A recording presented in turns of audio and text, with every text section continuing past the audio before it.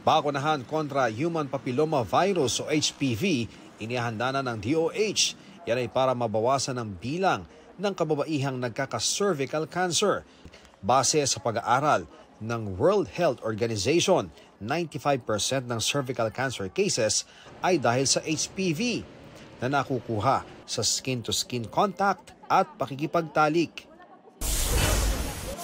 Ilang kaanak ng mga biktima ng extrajudicial killings at human rights group dumulog sa Korte Suprema para ipadisbar o tanggalin bilang abogado si dating Pangulong Rodrigo Duterte. Idinahilan nila ang mga ginawang pagmumura, pambabastos at umano'y utos ng pagpatay ng dating Pangulo.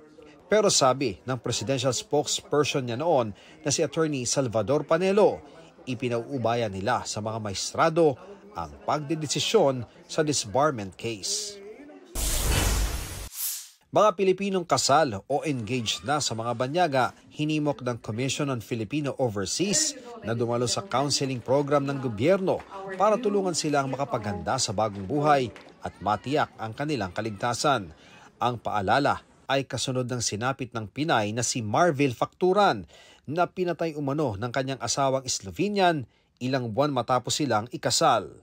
Ian Cruz nagbabalita para sa GMA Integrated News.